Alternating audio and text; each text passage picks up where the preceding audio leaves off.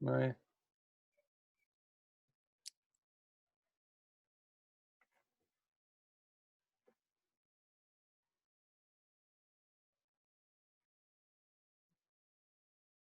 Can you all hear me? Yes? I can hear Okay. you. Oh, great. So I'm Tyler McMahon. I teach in the English department. I am generally I teach writing. I'm a novelist myself. Today I'm going to talk about literature, though, and so I should say that I'm not really a literature professor. So I tend to look at things in kind of the big picture sense and in structural ways. Um, I wanted to do something today that was kind of relevant to what we're going through without being too depressing, and I hope this fits the bill. We'll see. If you guys are, I don't know how many of you are English majors, or if you're interested in writing, or if you just love books, or whatever it might be. If you would like me to take this in a different direction or speak more to like writerly issues, I'm happy to do that. Um, so I've got a bunch of slides here, and I'm going to kind of, not try and spend a ton of time on all of them. So if there is something you want me to speak about in a little more depth, or something that you want to disagree with or push back against, that's fine. Okay. Any questions so far? There is a guy with a leaf blower who usually starts blowing leaves whenever I do a Zoom meeting. So hopefully he'll stay quiet for the next hour or so, and we'll give it a shot. So apocalyptic and dystopian fiction. Uh, this is, oh boy. Can you guys still see my screen okay? Yes. Okay, great. Looks like you'll see my whole browser. So this is sort of a subgenre of science fiction. It's usually considered, and it just deals with the end of the world or the end of civilization by some disaster. Wars and plagues are probably the most common nowadays, but natural disasters were a big part of it historically. And this kind of thing could happen well after the apocalypse, or could happen during it. And it's closely related to what we call dystopian fiction. Dystopia is just a kind of a made-up word that basically means a bad place. It all comes from Sir Thomas More's Utopia, which is not so much a story as it is kind of a fictional description of a made-up society. And it gave us the word utopia, which is a big part of our parlance. But there really haven't been many books or stories written about so-called utopias. We'll talk about a couple of them, but dystopia has been far more popular for writers, probably because we like conflict and this type of thing. This term, dystopian fiction, is used interchangeably really with post-apocalyptic, though technically dystopian stories don't require a singular disaster. They could happen incrementally, just through changes in a society or whatnot, and we'll talk about a couple of those. But in the nomenclature, they are used more or less interchangeably, it seems to me anyways. So as you may know, a lot of ancient cultures wrote about the end of the world and of humanity. The word apocalypse comes from the Greek, basically an unveiling or a revelation of secrets. The biblical story of Noah is an early example, the very Old Testament story, and it if you're not familiar with other cultures' mythology, many have a flood story similar to Noah's, particularly Mediterranean cultures. But natural disasters figure prominently into pre-written folklore. And then you get to the New Testament, which, let's remind ourselves, is quite a ways after.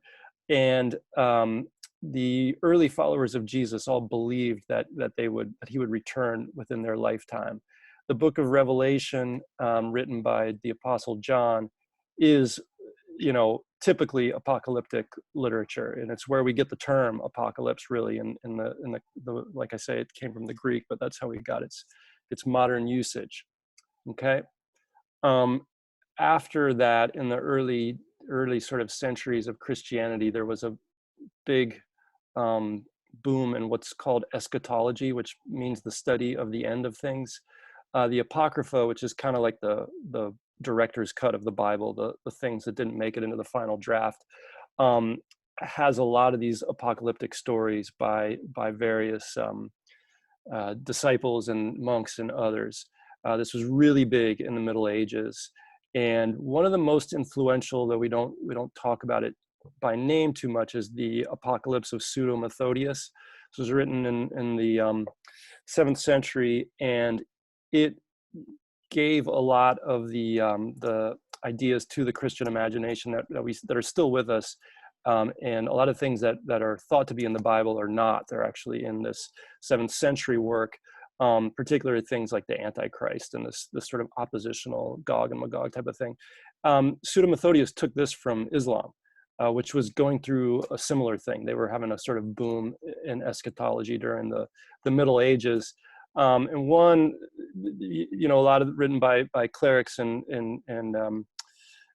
monks and things like this, but also there was one sort of interesting example, the Theologus Autodidactus, written later in the 12th century, when the Islamic world was having a real golden age of science and medicine.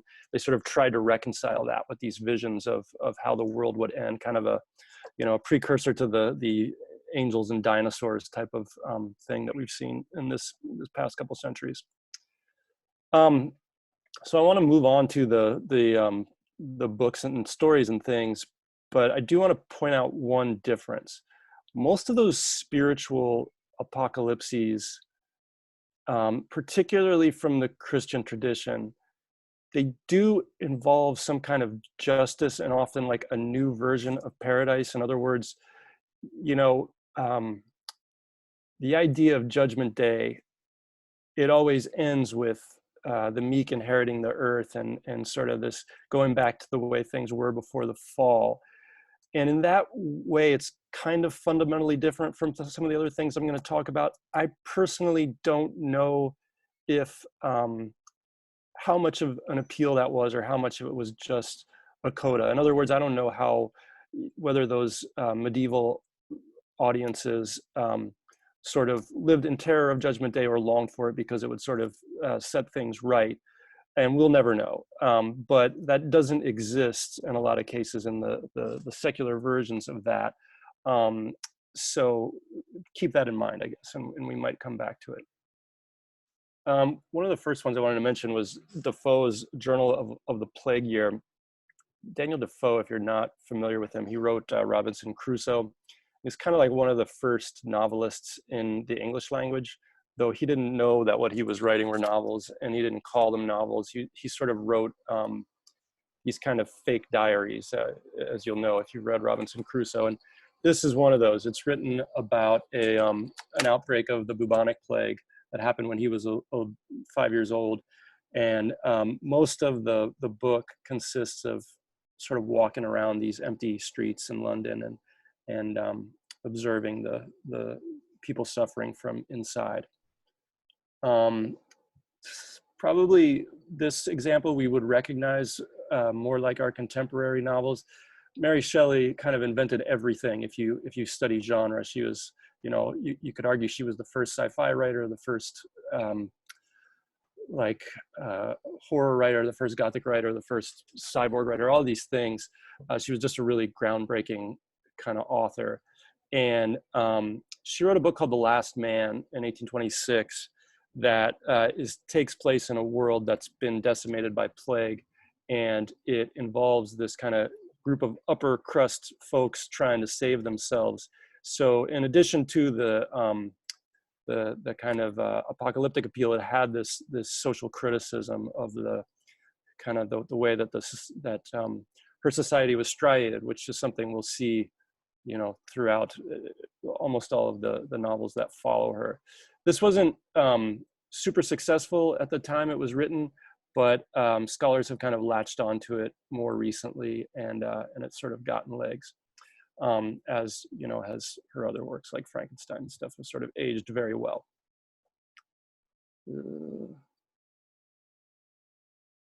Well, I wanted to mention After London.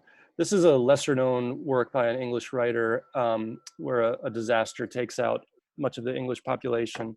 And what I find interesting about it is that it involves nature sort of taking over.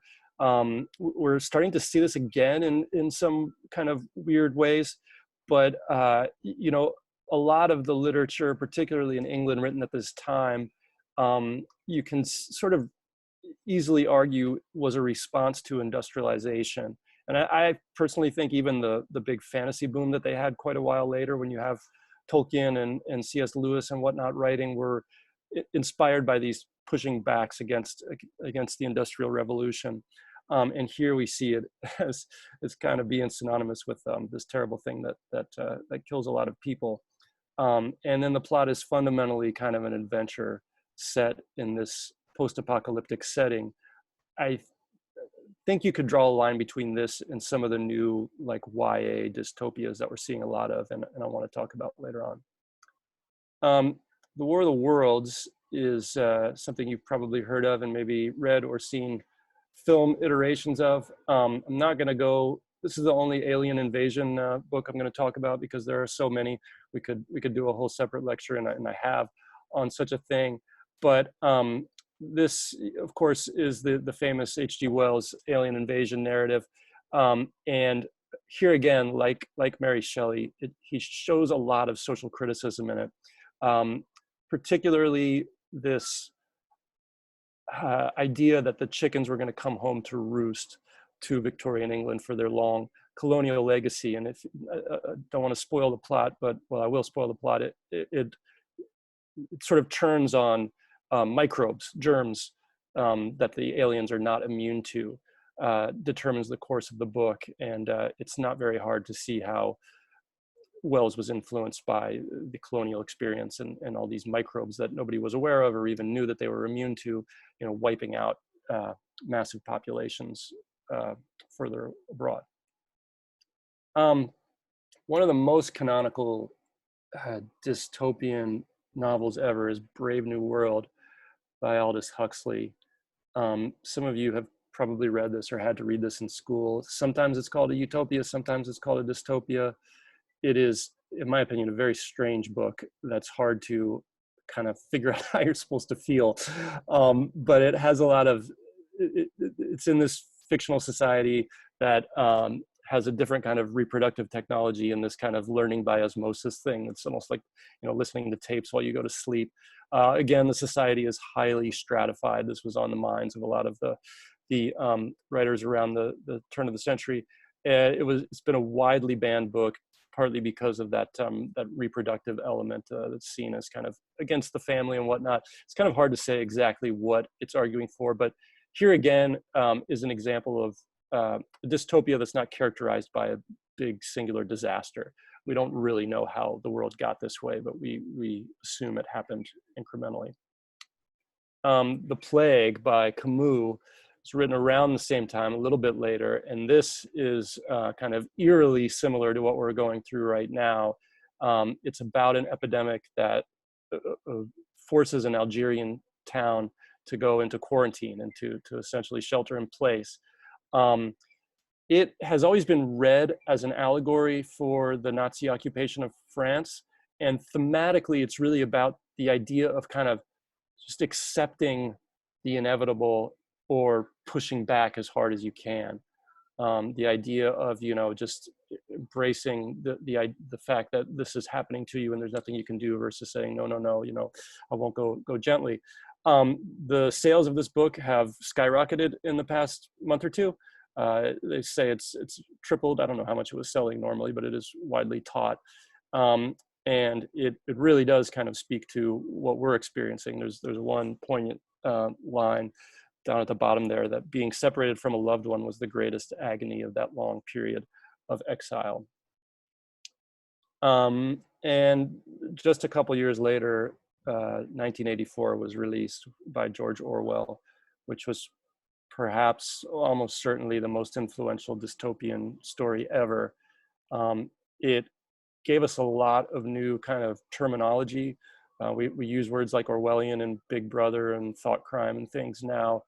and this is my old professor, Richard Rorty, has pointed to this when he talks about creating a new moral vocabulary. It's how you really change the world. And certainly Orwell did that more than anybody else with this book. Just a tremendous impact on all the novels that would come after it, and on just how we talk about government and news and everything. If you're not familiar, this is the society that the character lives under in 1984 is sort of, it's totalitarian, it's oligarchic, and it also has these collective tendencies. There's sort of a constant war going on, tons of surveillance, propaganda is like a full-time thing, and our hero just sits in an office and changes historical documents all the time to make the regime sound more favorable. And when he can't stand it anymore, he pushes back and things go very, very poorly for him. This book has basically been used by every end of the political spectrum. People on the far left and the far right, argue that what the other side is doing is Orwellian. Orwell himself was a social democrat. He was very moderate politically, at least in the context of his society. But he was very taken aback by the way things went down after World War II, the way allegiances shifted all of a sudden. And he was concerned about nationalism generally, particularly when it became a kind of emotional thing. He didn't like sort of nationalism as a sort of national religion. Shortly after that, another quasi-influential book, Fahrenheit 451, comes out. This was taught a lot when I was a student. I feel like it's probably fallen out of favor a bit. Maybe because it seems so grumpy in a way. It's sort of really a pushback against mass media and new technologies, and it's written in the 50s. So Bradbury was concerned about people like listening to the radio and watching television and all these things that we find quaint, or to have virtue associated with them now compared to our current mass media. And the protagonist, of course, has to burn books and things. I wonder if this is, as I said, going to age very well. Fahrenheit, Bradbury would never let his books become ebooks, for example, and after he died, his estate finally allowed Fahrenheit 451 just a few years ago to be distributed on Kindles and things, which a lot of people said that the author was almost certainly turning over in his grave. You're probably familiar with I Am Legend from the Will Smith film, it's been made into a film several times. This is based on a book from the 50s that really was like a sort of pulp horror book, but it has been a little bit prescient because it's about this kind of pandemic that turns everybody into a weird, like, rabid zombie vampire type creature.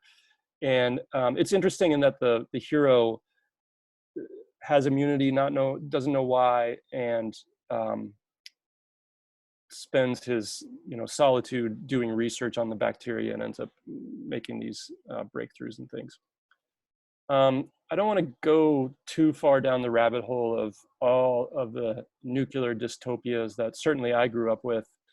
This was the real kind of lingua franca of talking about the end of the world when I was an adolescent, certainly. But suffice it to say that the development of atomic weapons and the bombing of Hiroshima and Nagasaki, and I think also all the tests that were so well recorded with photographs and videos, just kind of changed apocalyptic literature forever. And it kind of gave these kind of dystopian narratives a relationship to realism that they hadn't had before. In other words, it would seem sort of alarmist or fantastical in a lot of cases to write about the ways the world might end. And suddenly it became very sober, and the science was on one side in a way that we hadn't really seen before. So it lost a kind of playful, imaginative streak in a way. And this carried on into Hollywood. I'm mostly going to stick with, for the most part, with the written literature today. But as you know, Hollywood is reaching a golden age while the Cold War was at its height, and so there was a lot of the best directors in history made um, apocalyptic films. Dr. Strangelove comes to mind, but there are many others. I want to do a little bit of a deep dive here into what is called cli-fi. This is a very new term for what's being called climate fiction. And it's sort of being, there are a lot of novels coming out in this vein, but it's being retroactively applied to some works from the past. Jules Verne, for example, wrote a novel where the Earth's climate changed because it just sort of fell off axis. Why I find this interesting is because there's just been a lot of deliberation about what the value or the use or the effects of this sort of writing are. I guess because it's a politically contentious issue, and there just seems to be a lot of intentionality or its opposite on the part of the people who are writing these books or criticizing them or urging others to read them, and as we'll see. So I wanted to start with this very strange kind of obscure novel called Ecotopia from the 70s.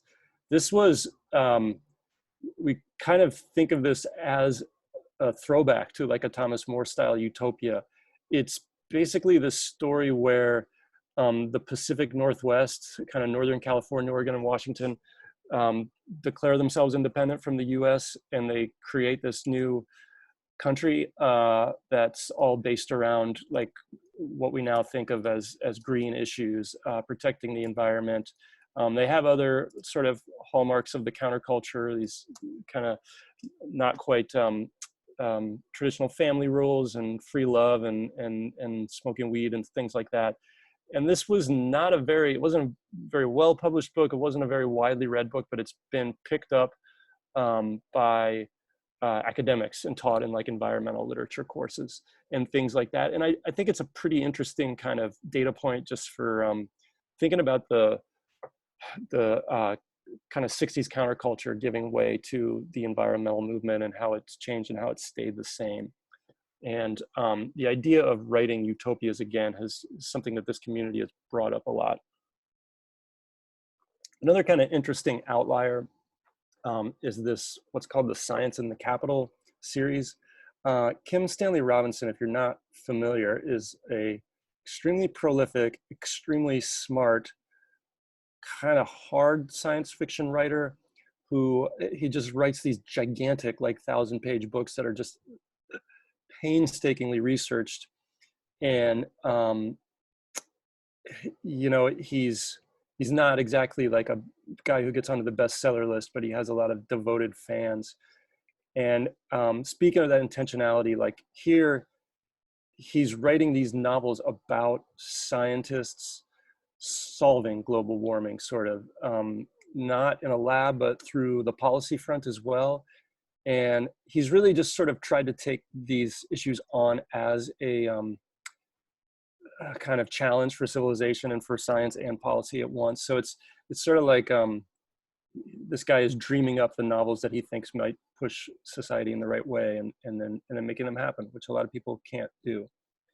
Margaret Atwood, it should be noted, who's, you know, a very prolific writer of all kinds of things.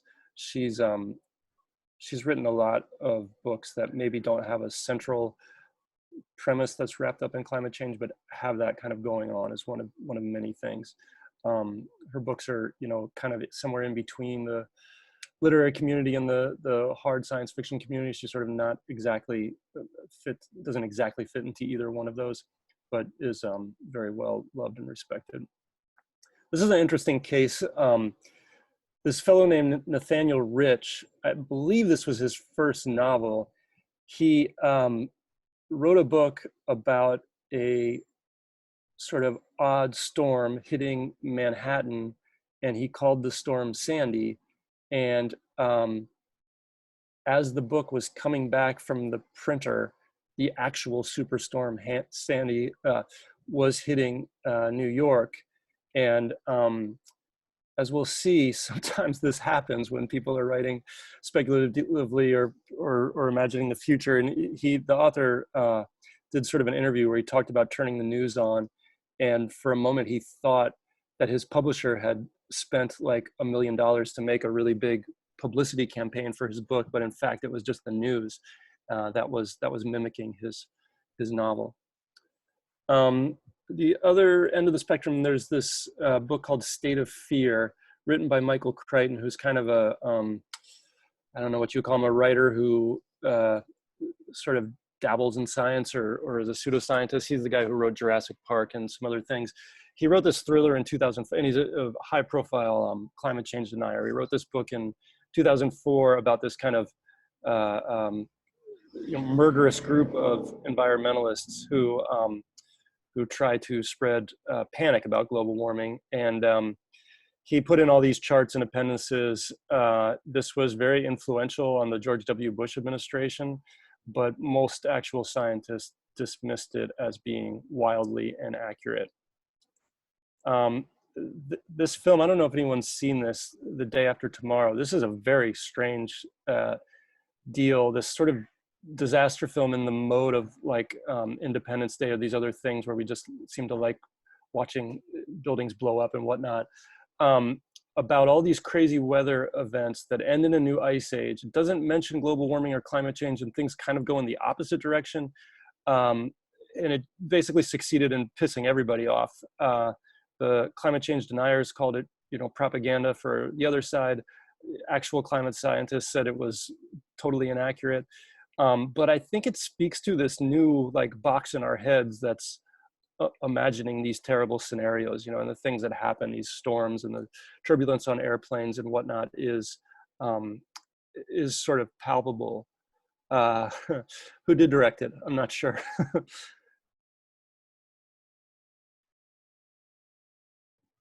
Oh, Independence Day. Yeah, I suppose so.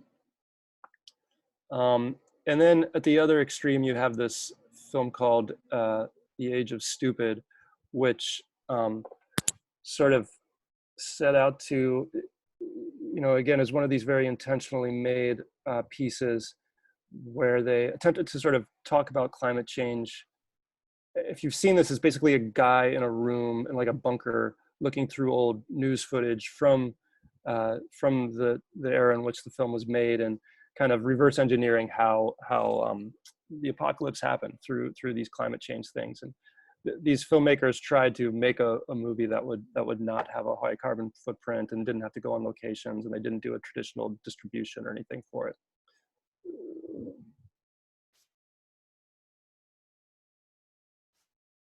The Road by Cormac McCarthy was a very popular novel. He's a very famous writer. It won a lot of prizes and things. If you're familiar with it, it deals with a father and son going through this ravaged apocalyptic landscape and trying to get someplace warmer. And a lot of scientists and scholars sort of wrapped themselves up in it and called it an important environmental book, though no cause for the apocalyptic event is given. And it doesn't even seem to me that it seems much more likely that it was some sort of nuclear type situation, or perhaps an asteroid or something like that, just from the little details that are dropped in there. So it's always been kind of a strange equivalence to me. I would say if you've read this book, you will, hopefully you'd agree with me that it sort of imagines humanity's undoing happening in a chaotic way, not in an ordered way, like say 1984 or some of these other ones that we've talked about. And McCarthy definitely presents a case that these disasters will bring out the worst in us, not the best, which flies in the face of a lot of the like mid-century science fiction, I suppose.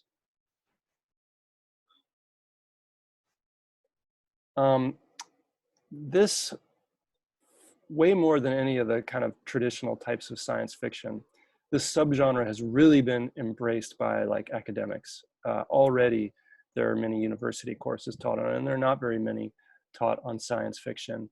It's been heavily criticized by its opponent.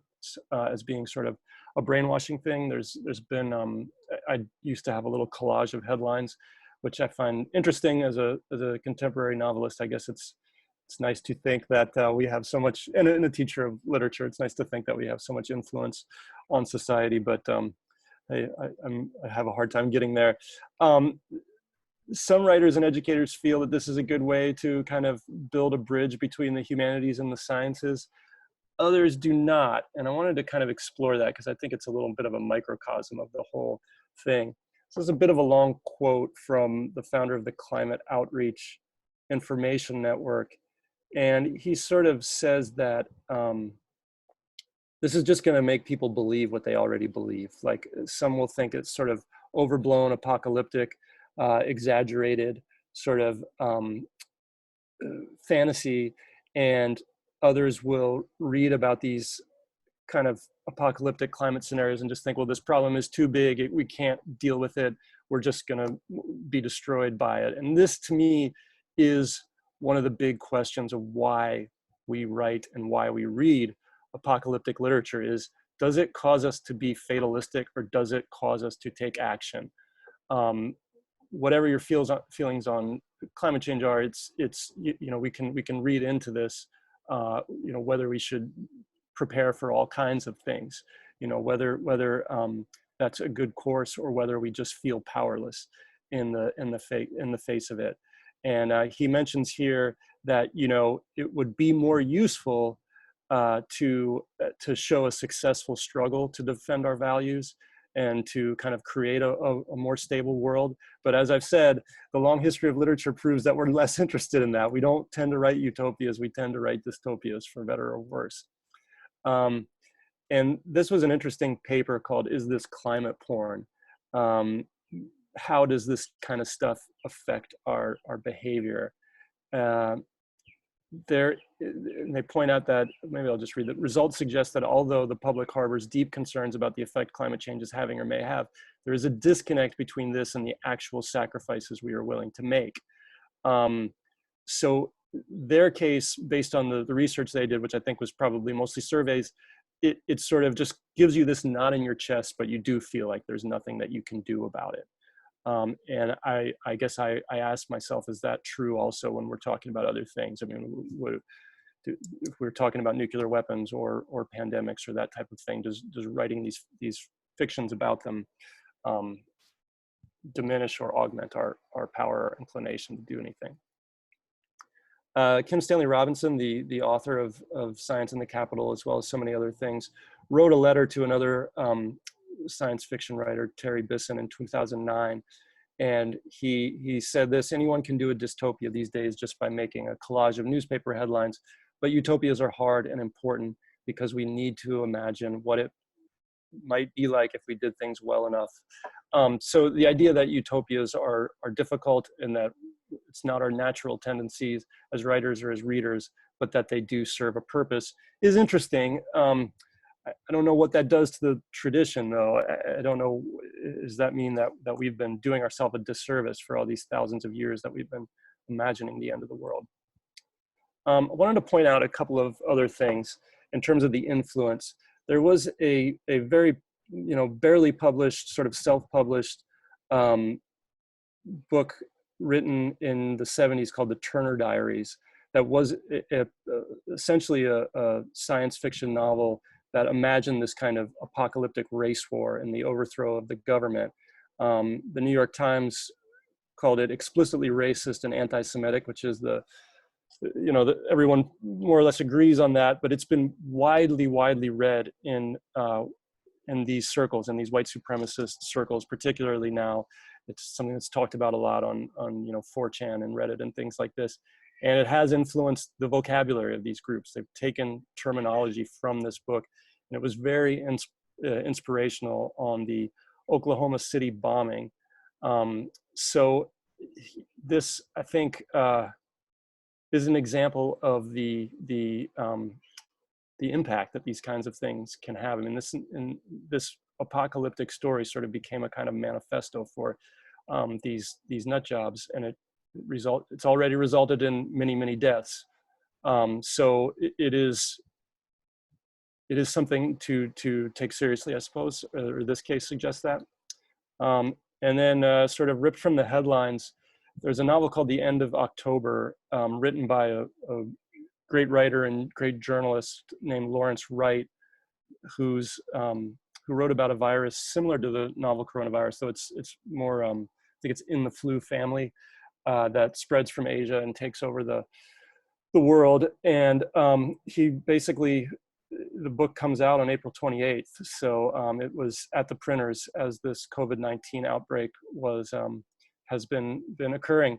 And writes, there's a quote from right there, "It felt a little creepy to have imagined an awful future that went on to become an even more awful reality." So I want to just bring up some questions here and have a few quotes from smart people who've talked about why we produce and consume this kind of literature.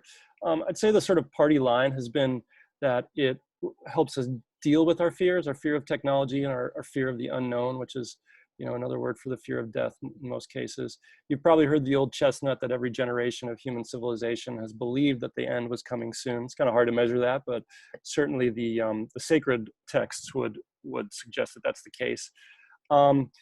These dystopias, have influenced science and policy. You need look no further than 1984 in particular. Some of those of you who've heard me talk about this before, I'm sort of obsessed with this idea of the cautionary function of literature, the idea that particularly like speculative works, science fiction and other things, tell us what we don't want to do as much as they tell us what we do want to do. They tell us the outcomes that we want to avoid. Yeah. And history, that, a lot of times when I've talked about this tradition, I've grounded it in like the Y2K bug that sort of didn't happen, or other things. If you look at history, it's full of people predicting the apocalypse unsuccessfully.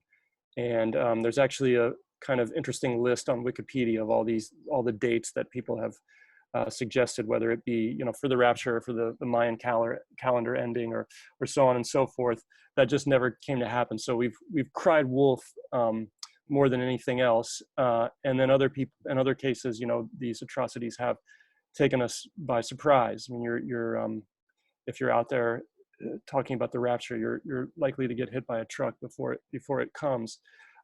What's, I think, interesting about the moment that we're in now is that for most of human history, scientists were playing the skeptics on a lot of these issues, and the sort of, those of writers and others in the masses were sort of more prone to alarm. Now we are on several fronts, we're sort of seeing scientists, raise the alarm, and we have the masses, you and me and everyone else, kind of questioning that or being more skeptical, which seems fundamentally different to me, but perhaps I'm wrong. To just document that a little bit, Stephen Hawking, before his death just a few years ago, suggested that the point that we were in was one of tremendous pressure, environmental challenges, climate change, food production, overpopulation, the decimation of other species. We are at the most dangerous moment in the development of humanity. So there's one of our preeminent public scientists sort of suggesting that this is distinct. There's a neuroscientist called Shmuel Lissick who has studied this literature and why, going back to the biblical forms, we tend to look at this. And she said apocalyptic beliefs make existential threats, the fear of our mortality, predictable. So in other words, the idea is that we can get our head around these things a little bit. And I suppose this makes sense, if you were to compare this to just death of individuals, perhaps reading about it or knowing about it does kind of take away the mystery, and perhaps you can scale that up to a whole civilization pretty easily. In the paper that Dr. Lissick wrote, she also suggests that this belief in these larger destructive forces can be sort of liberating because it frees us up from our own sort of small actions making a difference. To me, this is a very fatalistic response to these things. This is sort of to throw your hands up, which, we've been taught not to do in many other cases. Another quote here: the initial response to any hint of alarm is fear. This is the architecture with which we're built. In other words, evolutionarily, our brains we're rewarded for being better safe than sorry. Like those of us who take too much caution, the organisms that take too much caution tend to thrive as opposed to those that take risks. There's an interesting fellow, Dr. Stephen Schlossman, who's a child psychiatrist as well as a YA novelist, who has studied this. And he believes that it's actually the post-apocalyptic landscape that sort of fascinates people most. That his readers and the children that he studies sort of like the idea of, this kind of a state of nature, so to speak. He says, I talk to kids in my practice and they see it as a good thing. They say life would be so simple. I'd shoot some zombies and wouldn't have to go to school. I think there's something to this. I certainly think that something like the Hunger Games works in that way. Perhaps that After London works in this way. I don't think you could apply this to 1984. There's nothing fun about living in that sort of dystopia. And I would argue that much of the kind of nuclear age work didn't make you want to go to that particular dystopia and have fun. I do think that there is an argument to be made that sometimes these post-apocalyptic situations would kind of suspend all the rules and norms associated with society, and we might enjoy that. Let me see if I can just, yeah. So as John points out, this happens a lot. We see ourselves as the sort of special part of a given situation, and that we might thrive where others not. And I do think there's a little bit of that here. If not for money, if not for privilege, if not for social class, maybe this thing would set everything equal, kind of like the judgment day that earlier readers believed in. This is a sort of journalist and outspoken fan of this type of literature, said in a Guardian article 5 years ago. This is probably why I find strange comfort in consuming dystopian stories. They are reminders, despite reflecting a dire present, that it's never too late for us, that we're not that far gone and can reverse the machinery that makes our nightmares real. Maybe they are a kind of litany for survival, that humanity will continue despite our best efforts to destroy ourselves. Now, I find that quote interesting. In this case, it would jive a little bit with why we enjoy just tragedy in general, is because we can see this daylight between ourselves and the tragic situation, but we don't understand that emotion all that well, frankly. Let's see here. Oh shoot! I think that I only had one more. Oh, maybe I did use all of my slides. I think I lost one somewhere along there. Oh, okay, here we go. So some of the questions this brings up, I mean, one has to ask, I guess, as a not a cognitive scientist or a scientist of any kind, but do we just have this little sort of puka in our mind that that imagines the end of the world, and we fill it with whatever we're seeing, or hearing in that age? Do we fill it with spiritual things? Do we fill it with plagues of locusts and things like that, or do we fill it with nuclear weapons or pandemics, depending on what and where and what context we happen to live and write? I think there's another question here: is have these novelists inherited that eschatological tradition from the medieval writers and the authors of the Apocrypha and the Bible? As I said, I don't know that it's a one-to-one equation. And then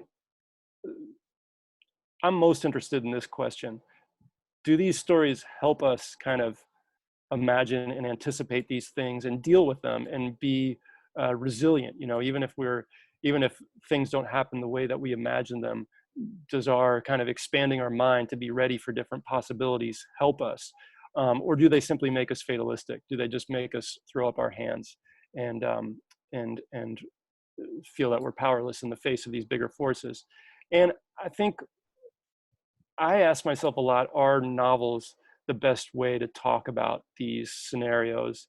And the one thing I would put in there is that, novels are very much about individuals. The tradition is usually really like a lone hero, sort of defending society or going against society and whatnot. And in many of these situations, we need a kind of a united front. We need to have people work together. So uh, feel free to to answer any of those questions. I don't know if you guys can see this, the chat button blocking the slide, but I don't really need to look at it anymore. So I don't know who this is. 081315 says they definitely make us fatalistic. So yeah, so this is interesting about the robots improving medical outcomes and whatnot. My understanding, and this is definitely true, I mean, our literature, Anglophone literature, American and British, is highly technophobic or Luddite, as you might want to say. We're usually imagining our technology killing us.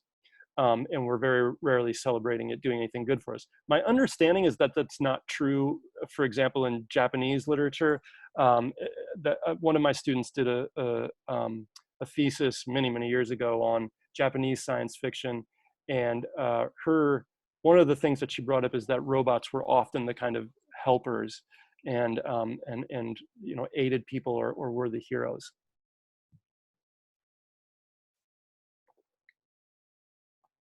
The Bourne novel.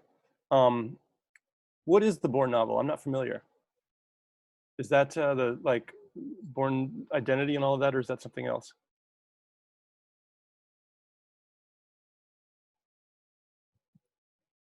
Yeah, John brings up sort of, oh, okay. John pushes back on the idea that it does just make us fatalistic. And I think that there's something about the structure, sort of what I was just saying about the structure of the novel, does tend to be that way. The idea that we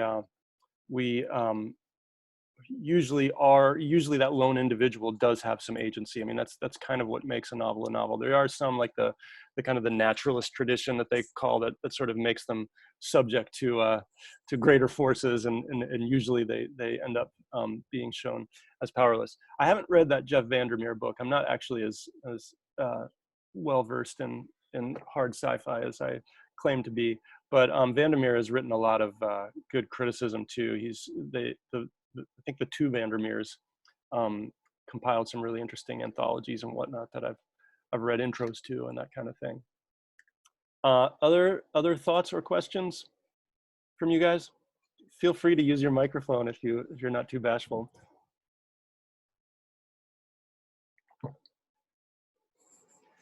Let me ask you guys this: are you more or less inclined to pick up one of these novels in our current moment? Are you guys like following the news obsessively all of a sudden, or are you looking for ways to escape from it?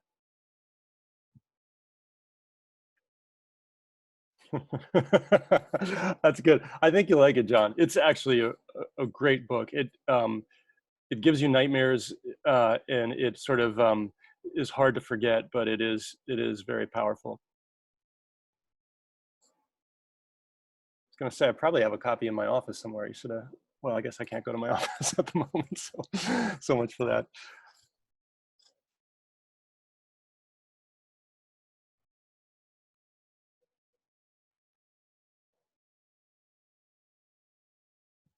Yeah, yeah. It is. It is true.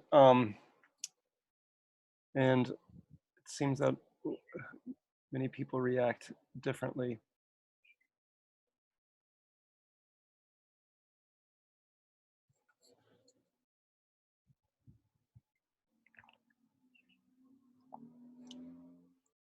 Any other thoughts, questions, comments?